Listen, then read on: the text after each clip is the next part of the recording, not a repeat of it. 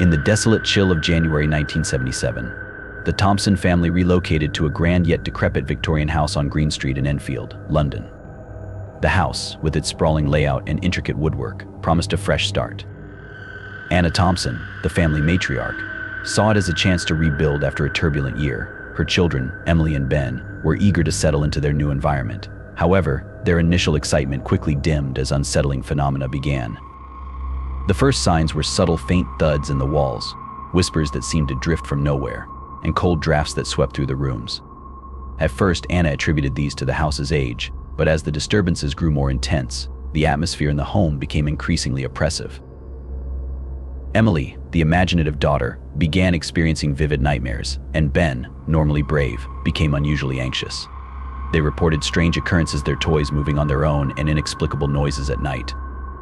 Anna, determined to protect her children, tried to ignore the creeping fear that took root in the house. But as the disturbances escalated, furniture flying across rooms and objects being hurled with force, her resolve faltered. The house that had once seemed full of promise now felt like a malevolent entity in its own right. By February, the situation had deteriorated to a point where Anna could no longer ignore the growing menace. She reached out to Dr. Fiona Blackwell, a well-respected paranormal investigator known for her empathy and expertise. Dr. Blackwell arrived with her team: Lucas, a sensitive with a rare ability to perceive spiritual entities, and Karen, a skeptical journalist known for her thorough investigations. The team set up an array of high-tech equipment: infrared cameras, audio recorders, and electromagnetic field meters. The house greeted them with a chilling aura. The temperature dropped unnaturally, and the atmosphere was thick with unease. As the team began their investigation, the phenomena intensified. Doors slammed shut with a deafening bang, and objects moved autonomously, defying the laws of physics. The team's equipment recorded alarming evidence: shadowy figures darting across camera lenses and eerie, disembodied voices captured on audio. Dr. Blackwell and her team were confronted with a barrage of supernatural activity, each incident more disturbing than the last. The Thompsons, already on edge, found their fears validated by the team's findings, but the reality of their situation only deepened their terror. March brought with it an escalation in the haunting.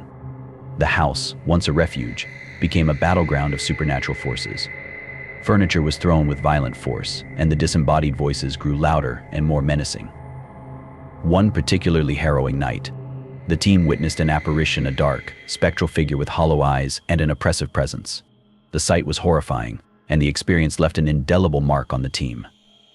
Emily and Ben's behavior deteriorated further. They became withdrawn, their once playful demeanor replaced by a pervasive fear. Anna struggled to maintain a semblance of normalcy, her anxiety mounting as the supernatural activity reached new heights. Dr. Blackwell, Lucas, and Karen worked tirelessly to understand the nature of the haunting. Lucas reported physical sensations of being touched by invisible hands and an ever-present sense of malevolence. Karen's skepticism waned as the evidence became undeniable, and her fear grew palpable as the house's disturbances continued unabated. The team's investigation confirmed that the house was a focal point of intense supernatural activity, but the true nature of the entities remained elusive. As the haunting continued, the team faced their own personal challenges. Lucas, sensitive to the supernatural, experienced disturbing visions and physical discomfort. His normally calm demeanor was replaced by visible distress, and his ability to sense the malevolent presence became a source of personal torment. Karen, who had initially approached the case with skepticism, found herself deeply unsettled by the escalating phenomena. The once clear boundaries between reality and the supernatural blurred, leaving her grappling with fear and doubt. Dr. Blackwell, though experienced, found the case particularly troubling.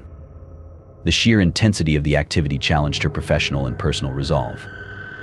The team's collective strength was tested as they sought to uncover the truth behind the haunting and provide relief for the Thompson family. Their struggle became a battle not just with the supernatural but with their own fears and uncertainties. Dr. Blackwell's investigation into the house's history revealed a dark and unsettling past. The home had once belonged to Edward Harris, a man whose death was shrouded in mystery. Harris was rumored to have engaged in occult practices, and his spirit was believed to be responsible for the disturbances.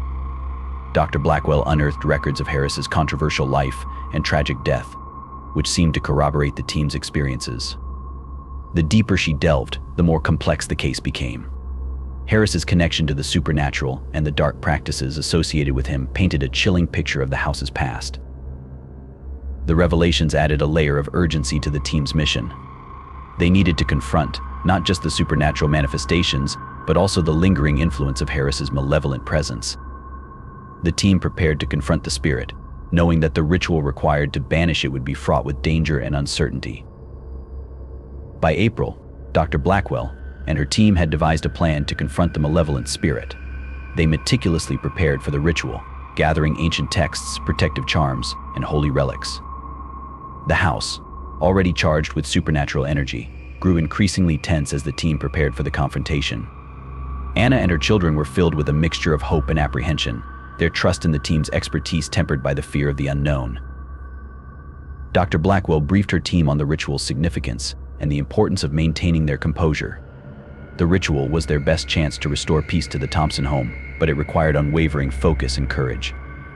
The team's preparation was thorough, and their determination to succeed was evident in every detail of their approach. On a tempestuous night in late April, Dr. Blackwell and her team began the ritual. The house was enveloped in an eerie silence, broken only by the sound of the storm raging outside. As they chanted ancient incantations and drew protective symbols, the supernatural activity reached a fever pitch. The temperature plummeted, and the oppressive darkness seemed to close in around them. Doors slammed, windows rattled, and a palpable sense of malevolence pervaded the air. The team's equipment recorded dramatic fluctuations in electromagnetic fields and sudden drops in temperature. Dr. Blackwell's authoritative voice cut through the chaos as she addressed the spirit, demanding that it cease its torment and leave the Thompson family in peace. The confrontation was intense, with the house trembling as if in response to the spiritual battle. The team's resolve was tested as they faced the full force of the malevolent presence, their every action a crucial part of the ritual's success. As the ritual reached its climax, the house was filled with an overwhelming surge of supernatural energy. The temperature dropped further, and the walls seemed to pulse with the intensity of the confrontation. The disembodied voices reached a deafening crescendo before abruptly falling silent. The oppressive atmosphere lifted, and a profound silence settled over the home. The immediate aftermath of the ritual was marked by a tentative sense of relief. The oppressive energy that had suffocated the house seemed to dissipate, leaving behind a quieter, calmer environment. The Thompsons, though exhausted, experienced a notable reduction in paranormal disturbances. Emily and Ben began to recover from their nightmares, and Anna found a renewed sense of peace. The house, while still old and creaky, no longer felt like a place of malevolence. In the weeks following the ritual, the Thompson home enjoyed a significant decrease in supernatural activity. The once frequent disturbances became rare, and the family's sense of normalcy was slowly restored. Emily and Ben regained their confidence and sense of security, their lives returning to a semblance of normalcy. Anna was grateful for the peace that had been restored, her relief evident in her newfound calm. Dr. Blackwell and her team departed, their mission accomplished but their minds still occupied with the case's lingering mysteries. The haunting of the Enfield Poltergeist remained a chilling reminder of the delicate boundary between our world and the supernatural. For Dr. Blackwell, the experience reaffirmed her belief in the unexplained and the importance of confronting the unknown with both courage and compassion. The story of the Thompsons and their struggle with the poltergeist would endure as a testament to the resilience of the human spirit and the enduring mysteries just beyond our understanding. If you want to see more horror stories, please like the video, share your thoughts, and subscribe to our channel. Stay with us, thank you, and see you in the next videos.